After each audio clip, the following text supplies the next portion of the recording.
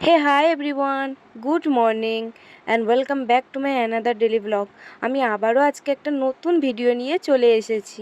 বেশ কদিন ধরে শরীরটা প্রচণ্ড খারাপ ছিল, সেই জন্য কোনো ভিডিও আপলোড করতে পারিনি। জ্বর, সর্দি, কাশি সব কিছু একসঙ্গে হয়ে গেছিলো। এত ঠান্ডা লেগেছিল কথাই বলতে পারছিলাম না। আজকে হচ্ছে শ্রাবণ মাসের প্রথম সোমবার। গত 4 বছর ধরে আমি শ্রাবণ মাসের প্রত্যেক কটা সোমবার পালন করে করে আসছি, আর আজকে তার কোনো ব্যতিক্রম দিইনি এই বছরে। সুন্দর করে সকাল সকাল উঠে ঘুম থেকে স্নান টান করে শাড়ি পরে রেডি হয়ে গেছিলাম, আর মা এখানে আলতা পরিয়ে দিচ্ছিল। আর জানো তো, যে কোনো অনুষ্ঠান হোক বা পুজো হোক আর কি, তখন আমি বেশ সুন্দর করে মায়ের শাড়ি আলমারি থেকে বার করে পরি, একটু আলতা পরি। আমার এগুলো ভীষণ ভালো লাগে, আর আমার কী যে ভালো লাগে। আর এই অভ্যাসটা হয়তো আমার দিদার থেকে আমার এসেছে। আমার দিদাও এইরকমই করতো। যখনই কোনো অনুষ্ঠান পূজা হতো তখনই সুন্দর করে একটা নতুন শাড়ি পরে, পায়ে আলতা পরে, সুন্দর করে সেজে ঠাকুর পুজো করতো। আজকে আমিও তাই করছি। শুধু আজকে না, প্রত্যেকটা বছর আমি তাই করেই আসছি। এবার ওইদিকে আলতা পরা হয়ে যাওয়ার পর গেছিলাম বাসন মাজতে। ঠাকুরের বাসনগুলো মেজে সুন্দর করে মুছে এখন রাখছি।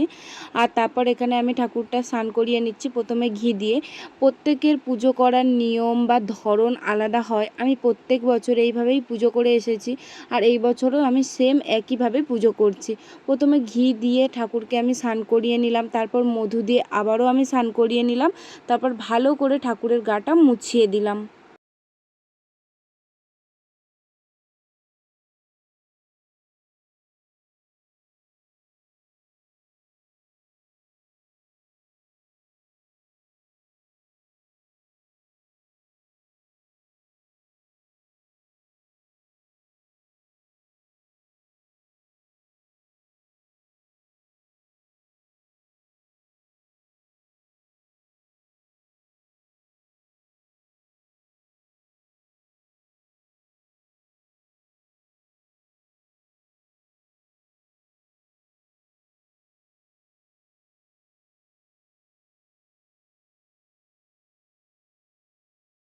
বাবার মাথায় যে জলটা ঢালা হয় সেটা পঞ্চামৃত ঢালতে হয়।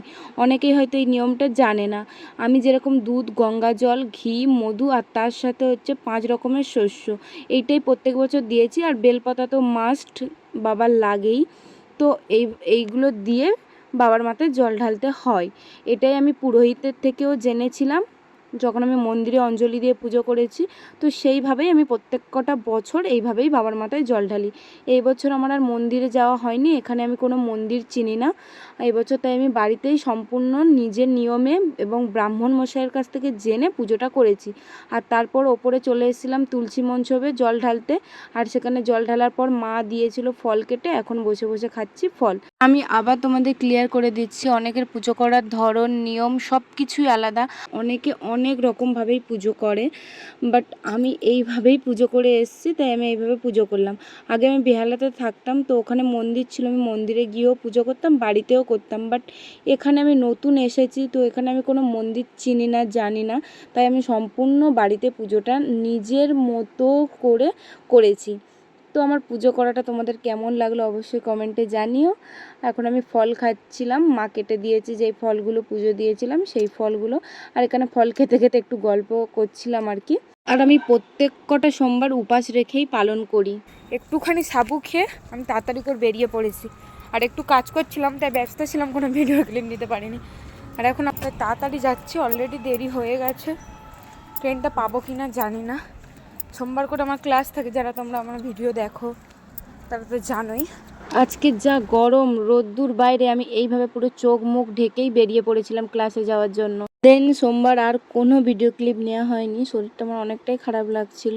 এটা ছিল তার পরের দিন, যেদিন আমি দুপুরে মোটামুটি 1:30টার সময় ঘুমিয়েছি, আর এখন বাজছে 6:15 আমি ঘুম থেকে উঠলাম। আর উঠে মুখ টুক ধুয়ে ফ্রেশ হয়ে একটা মিষ্টি নিয়ে বসে পড়েছি।